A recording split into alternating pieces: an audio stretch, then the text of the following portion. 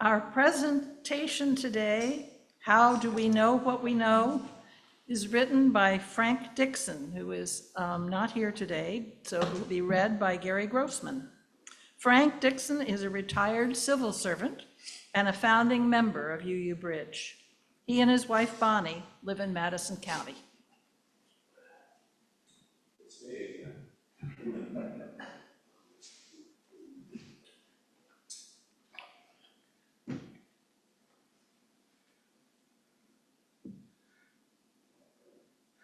How do we know what we know? That question indirectly arose during the debates surrounding the ratification of the United States Constitution. Two bodies of writing followed, now known today as the Federalist Papers and, naturally, the Anti-Federalist Papers. The former were written by James Madison, Alexander Hamilton, and John Jay. The antis countered with speeches and newspaper articles written by Patrick Henry, Langton Smith, John DeWitt, Brutus, Cato, and Sentinel. John DeWitt remains anonymous, but the true names of the others are well known to historians. Our interest here is less with their identity than with their ideas. The Anti-Federalists were concerned that the government proposed by the new Constitution would eventually lead to a denial of the people's fundamental rights. Patrick Henry pointed out in a 1788 speech that the first three words of the preamble, "We, the people," usurped the power of the 13 states. This may seem to contradict Henry's championing of individual rights, but various state constitutions did in fact establish protections of the people's fundamental rights. At the time of Mr. Henry's speech, rights were not even mentioned in the proposed Constitution. The document's drafters were of the opinion that these rights were breathed into humans by God at the time of their creation.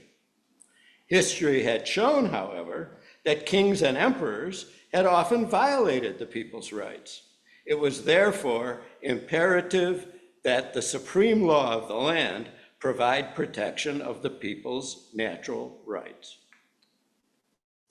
The passage of the first 10 amendments ended most of these concerns, but troubling issues remained. For one, slavery. The Constitution, ratified in 1789, affirmed that nothing would be done about the migration and importation of slaves until 1808. And sure enough, Congress passed a law in 1807 denying further importation of slaves. It was thus okay to breed and sell slaves, but not to import them. A cynic might say that this effectively eliminated foreign competition with the American slave trade, but the law was designed to comply with the constitutional requirement. The 10th Amendment clearly left to the states those privileges not specifically delegated to the federal government. So, in 1861, slavery was quite legal. Disputes over slavery's legality could thus not be resolved by referring to the Constitution. In fact, the right to own slaves was deemed by some people as one of the rights granted by God. It would seem then that our God-given rights were ambiguous. God may have spoken on the issue, but his words were at best unclear. Given that rights issues similar to slavery still persist, the terms used in defining rights and privileges need now to be examined and more clearly defined. Let's begin with two even more fundamental words, freedom and liberty. They are different, since all human beings are free by their very nature to act in any manner they choose, so long as they are willing to accept the consequences. That is, freedom is a natural gift from whatever created us. whether it be God or nature, but we are not at liberty to act as we please. At some time in antiquity, it became apparent that absolute individual freedom of action was not working out. The new country's inhabitants put their heads together and decided that their lives would work better if they stopped killing each other and stealing each other's property. This did not mean that they stopped wanting to kill and steal, but that they agreed to forego these pleasures in the interest of self-preservation. This worked, but only up to a point. The freedom to kill and steal had not gone away, so naturally there were some among the group who refused to keep the agreements. Presumably, agreeing to obey the rules had been voluntary, and when the rules were violated, the power of individuals to defend their lives or to keep their property depended on the individual's defensive powers. If they were strong enough to protect their lives and property, they would retain them. This was pretty much the same state of affairs as existed before the agreements, but at least now there was an understanding that right and wrong ought to be defined. To the extent people could remember where the original agreement came from, they saw that it was a human decision. It wasn't God who decreed that it should not kill and steal. It was their ancestors. God, or nature, had in fact given them the freedom to do as they pleased. Recalling this history, they decided that if we came this far with the idea that we can govern ourselves, then we can go a step further. We can not only agree to certain rules, we can recognize or appoint an authority to enforce the rules. At that point, the rules became known as rights. The body of rights became known as the law, and the enforcer as government. The word liberty also came into usage. It described that part of their freedom the people could exercise without fear of punishment. Liberty refers to legal behavior. Note that the people still had the power to do whatever they felt they could get away with. No part of their natural inheritance had been changed. They were free, they are free, and so long as they remain Homo sapiens, they shall be free. With this clarification, we can begin to see the nature of the problems that still beset humankind. Not only do some of us individually and unilaterally decide not to keep the rules, some others of us have amassed enough power to shape the rules to their personal benefit. This, no doubt, traces to the very beginning of this entire civilizing process. The rules were made by those people who were powerful, and the enforcers were appointed by those same people. Alpha males and kings acted quite naturally to enforce the rules as they saw fit, and to remake the rules to suit their needs, both as flesh and blood humans and as powerful rulers. They did not necessarily act with the original intent to make all lives worth living. Human history right up to this moment has thus unfolded as a twofold struggle. One, among people, supposedly adjudicated by law, and another between the people and their rulers to properly determine what the law should be. Rulers have been murdered and people have been slaughtered, all because rulers and people both remain free to do whatever they feel they can get away with. Some, historically known as martyrs, even sacrificed their lives for what they personally have decided were matters worth dying for. Which brings us to the question asked in the title: how do we know what we know?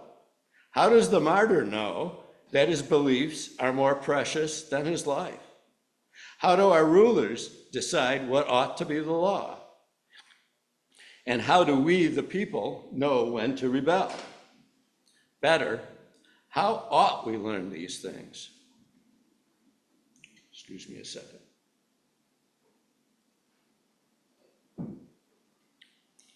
What compels people to keep the rules? The answer is either reason or emotion. We either decide by careful thought that keeping the rules works better than not keeping them, or we keep the rules out of fear of punishment. We do not, for current purposes, need to ask which is the better reason, for the answer is obvious in light of questions asked in the previous paragraph. Out of emotion, which presumably does not involve serious thought, we may rebel for reasons that are essentially invalid. The question we want to be asking has to do with wondering whether our reasons are correct. It may be pointed out that emotion is more ancient than reason. Fight or flight decisions made in the face of real danger were not made after thinking things over. The saber-toothed tiger will not pause in the attack to give us time to decide what to do. We either immediately stand our ground or run like hell. But questions like slavery or the usurpation of power by our rulers are not of the fight or flight sort. We have plenty of time to think them over before acting, or not. If in fact we treat these and similar questions emotionally, we will almost certainly be doing the wrong thing. Slavery, for example, emerged over many, many centuries as an acceptable practice. I suspect it grew out of warfare, where defeated soldiers and their families were enslaved rather than slaughtered. As slavery became institutionalized, the slaves imported into the United States could be understood in a similar way, except that the war was conducted precisely for the purpose of capturing people to be sold as slaves. Slavery thus became an integral part of the national economy. It was therefore difficult for some people to agree that it was wrong. What indisputable truth lies at the heart of the decision to create a rule barring slavery? Those opposing slavery might have started by recognizing contradictions in the Bible. If God created us all in his image, then for some of us to enslave others would be wrong on the surface. But later in the Bible, we see that God destroyed all of humankind except for Noah's small family. After the flood, one of Noah's sons, Ham, committed a mortal sin. God punished him and his descendants by casting them in life's drama as slaves forever. If Ham's punishment were indeed an act of God, then slavery would be a universally acceptable practice. Thus, one way we may be said to know certain things to be true is that we attribute them to God. Slavery, for example, would be acceptable on the basis of the stories associated with the Great Flood. So, how do we know that story is true or untrue? Do we just arbitrarily decide? Well, no. We decide on the basis of reasoned judgment, in which we treat as valid premises judgments we've made in the past. Take, for instance, the judgments that went into the wording of the Constitution. The issue of slavery clearly came up and was just as clearly a source of disagreement. The first allusion to slavery appears in Article 1, Section 2, in which the words free persons, note capitalization, were to be counted as well as 3/5 of all other persons in determining the number of representatives the states would be entitled to. Careful reading indicates that slaves were regarded at least as partial persons. We're told that this wording came as a result of a major compromise. As mentioned above, Section 9 of the same article set a deadline for the importation of persons and gave the Congress permission to prohibit such importation. As is well known, even though the Constitutional Convention seemed to lean toward the abolition of slavery, only a bloody war was able to achieve that aim. Before the Civil War, the people as a whole never reached agreement on slavery. We now know that laws forbid slavery in the United States. The 13th Amendment established that decision. This does not mean that all citizens of the United States agree that slavery ought to be forbidden. Some believe the Word of God supersedes the Constitution. Long after the 13th Amendment was passed, and after the 14th and 15th extended the rights and privileges of former slaves, Black people were treated as less than 100% human beings. The 1896 Plessy versus Ferguson case required railroads to provide separate coaches on passenger trains so that the 100% human white people would not have to breathe the same air as the 60% persons of previous servitude. In my lifetime, separate drinking fountains labeled colored and white were maintained in public places of business. In my children's lifetime, and presumably into the future of their children, some people may continue to feel they are doing the right thing by displaying Confederate flags. The fact that I may disagree is protected by the same Constitution that protects their right to display those symbols. We have no infallible basis for settling our disagreement. Today, we face threats that are more deadly to actual life than slavery. And it seems we are left to decide for ourselves what to do. Unlike slavery, the Constitution remains silent on such issues, leaving it to we, the people, to decide what to do. I leave that question unanswered, lest we all be exiled. Thank you.